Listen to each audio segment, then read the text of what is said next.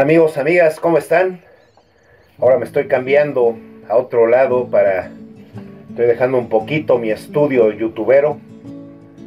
Y pues esta historia de los nazis, esta historia que está entrelazada inclusive con la comunicación que establecieron con Lázaro Cárdenas, pues es una historia que realmente tendríamos que traer cerca de 50 videos. El antisemitismo le valió la gran popularidad a Adolfo Hitler. En una Alemania dividida por las disensiones, el sentimiento antijudío era una de las pocas cosas que en todos podían coincidir. Los izquierdistas detestaban a los ricos comerciantes y los derechistas temían las actividades de los comunistas.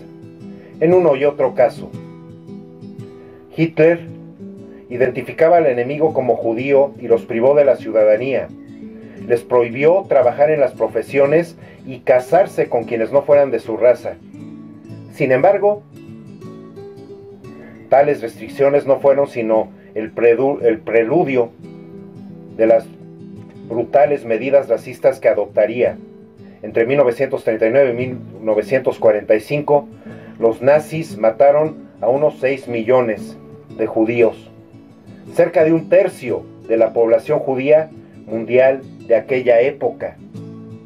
Pero el comienzo de la guerra no se produjo por el antisemitismo de Hitler, sino por una agresiva política exterior.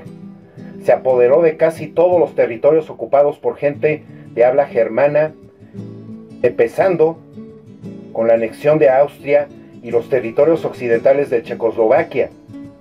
Aunque ingleses y franceses se opusieron a esto, creyeron que Alemania se apaciguaría si le permitían quedarse con sus nuevas adquisiciones.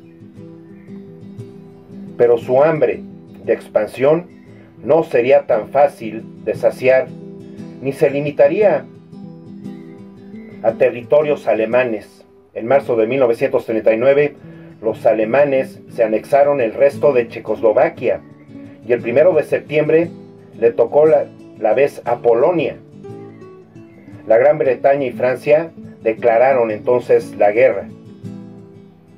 Los planes imperialistas de Japón eran muy semejantes a los de Alemania e Italia. Durante la Primera Guerra Mundial, el Japón trató de convertir a China en protectorado suyo, pero en 1922 fue obligado por los Estados Unidos y otras potencias occidentales a firmar un tratado que garantizaría la integridad del territorio chino. A pesar de ello, el Japón seguía con los ojos puestos en China, particularmente en una remota provincia del norte, Manchuria, región rica en carbón y hierro, materias primas que necesitaba con urgencia la industria japonesa. En 1931 se apoderó de Manchuria y en 1937 logró dominar el área costera de varias importantes ciudades chinas. En vísperas de la Segunda Guerra Mundial, los japoneses ya habían trazado su plan maestro para Asia. Su programa era claramente expansionista, proponiéndose crear un gran imperio colonial japonés que proporcionaría las atestadas islas materias primas y alimentos, y además así acogería a su creciente población. Se tiene que recordar, y por eso estoy trayendo esos fragmentos y traeré más, de cómo inició la guerra, cómo empezó esa Alemania nazi precisamente a establecer todo ese terror hacia las pobres personas de religión judía, gitanos y otros grupos, no eran los únicos. Al analizar las relaciones entre México y Alemania durante las 2 primeras décadas del siglo XX, se puede observar, tal como puntualiza Ricardo Pérez Monfort, que los pocos estudios que abordan el tema se han concentrado mayoritariamente en 2 periodos: el de la Revolución Mexicana y los intereses alemanes frente a la misma, y el de las intenciones de los nazis hacia México y la actividad de la Quinta Columna. Ello responde en buena medida a las preocupaciones que han sido relevantes para la historiografía germana, que han girado en torno a la cuestión de las rupturas y continuidades que pueden establecerse entre las aspiraciones imperialistas del régimen de Guillermo II y los intereses expansionistas del Tercer Reich. Y han ocasionado, entre otras cosas, que sea difícil reconstruir el periodo que corresponde a la República de Weimar, que si bien es corto, también es significativo, es notorio, además de que el foco de buena parte de las investigaciones, incluso en el de las realizadas desde este lado del Atlántico, se centra en el lado fuerte de la educación, es decir, el lado fuerte de la ecuación. Es decir, en los intereses alemanes hacia México, aunque ni América Latina ni México fueron nunca un área prioritaria para la política exterior alemana. Durante el periodo de la Revolución Mexicana, por ejemplo, se analiza el intento de los germanos de garantizar la protección de los intereses alemanes en el país, o bien las estrategias utilizadas por Alemania para ejercer una mayor influencia económica y política en toda la región latinoamericana.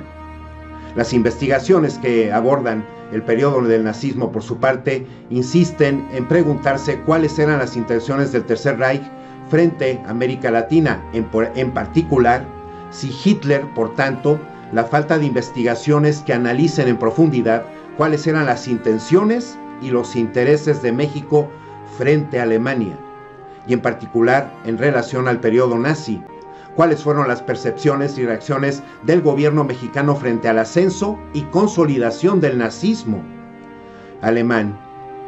Es notable, además de que existen pocos estudios recientes en el tema. Se puede decir, y antes de terminar este video, antes de pasar a mi siguiente fragmento para seguir escuchando esa historia de cómo se fue entretejiendo la fuerza nazi alemana, decir que el presente, esta información busca aportar elementos para una mejor comprensión de las relaciones germano-mexicanas durante los años de 1933 a 1941, desde el ascenso de Hitler al poder hasta el término de las relaciones diplomáticas entre ambas naciones, tomando en consideración los contextos e intereses políticos y económicos de ambos países y dando una especial atención a los intereses mexicanos. El énfasis está puesto en las modalidades y texturas de la relación misma, relación que no solo tiene una escala macro, también dependió en buena medida de contactos que se establecieron entre los representantes de ambos países y de las habilidades y características de los mismos. Buena parte de la documentación utilizada proviene además de la Secretaría de Relaciones Exteriores. Así, amigos y amigas, y agradeciéndoles que lleguen hasta este punto en el video, en esta muy importante y también algo que jamás se ha tocado en las escuelas ni en las preparatorias, hasta donde yo tengo entendido, es una historia que conviene traer, es una historia que precisamente por el acuerdo ahorita de los tratados de libre comercio, por la cuestión de que Estados Unidos nos ha tenido esa patota encima ante tantos derechos y ante tantas cosas en nuestra soberanía, desenvolvimiento, progreso y construcción de nuestro país. Por eso hay que entender toda esta relación que Alemania llevó junto a los gobiernos mexicanos en aquel entonces, el gobierno de Lázaro Cárdenas del Río. Durante los primeros años de la Segunda Guerra Mundial, las potencias del eje parecían invencibles. En 1939 y 1940, Hitler marchó por Europa de victoria en victoria, lanzando la guerra relámpago contra Polonia, conquistando rápidamente Dinamarca, Noruega y los Países Bajos, apoderándose de Francia. Vencidas estas naciones, la Gran Bretaña era la única potencia que se enfrentaba a Alemania. Aunque los Estados Unidos ayudaban a los británicos con armas y dinero, se negaban a declarar la guerra del eje. El gran número de aislacionistas estimaba que el conflicto debía considerarse como problema estrictamente europeo. Los rusos, por su parte, aunque desdeñaban el fascismo, temían ser atacados por Alemania. Y en 1939 firmaron con Hitler un pacto de no agresión. Se necesitó que Hitler cometiera un error colosal para que mejorase la suerte de los aliados. El 22 de junio de 1941, Alemania rompió el pacto de no agresión celebrado con Stalin y los ejércitos de Hitler invadieron Rusia, aunque en los primeros meses los alemanes penetraron 3.500 kilómetros en el territorio soviético, no consiguieron tomar a Moscú ni a Leningrado. La lucha decayó en el invierno, pero se reanudó en la primavera. La acción definitiva entre ambos ejércitos ocurrió en agosto de 1942, en Stalingrado, ciudad al sudoeste de Rusia. Cerca de la desembocadura del Volga, para Hitler era vital la conquista de Stalingrado, pues le permitiría entonces apoderarse del petróleo enviado desde el Caucásico por Volga, y el río podría formar la nueva frontera oriental del imperio nazi.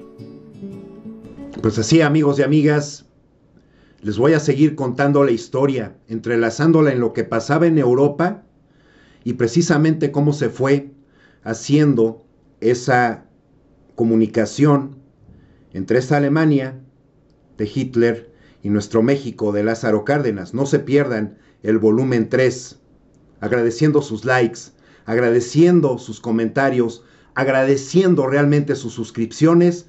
Yo aquí en este canal donde siempre les traeré información honesta, verificada, con mi sinceridad, en pro de apoyar y apuntalar la cuarta transformación y en este caso, esta historia que muy poca gente la conoce y la sabe.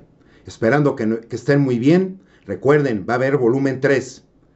Síganme viendo en mis videos, en lo que traigo de las mañanas, de lunes a viernes, con lo más importante de los puntos relevantes de la conferencia de cada mañana, con mis videos y transmisiones en vivo, mis videos de lunes y viernes a las 9 de la noche, tiempo del centro de México, al lado del profesor Fito Sánchez, presidente de la Comisión Nacional Ciudadana Anticorrupción. De la misma manera, mis videos de manera cotidiana, transmisiones en vivo miércoles y domingo, para traer todas esas notas relevantes que hubieran podido realzar durante el fin de semana o durante esos días de la semana y que siempre yo les he dado continuidad. Y de la misma manera, en algún momento indeterminado, esas transmisiones en vivo al lado del Dr. Richard, el mexicano en Bélgica. Su canal Toño Visa Channel Subterráneo, yo realmente les agradezco, esperándolos ver en el siguiente video, por favor, que estén muy bien, saludo fraterno, hasta la próxima. Pues estoy aquí en la entrada del Museo de la Tortura. Tenía muchas ganas de mostrárselos, pero desgraciadamente no permiten grabaciones ni que se tomen fotos.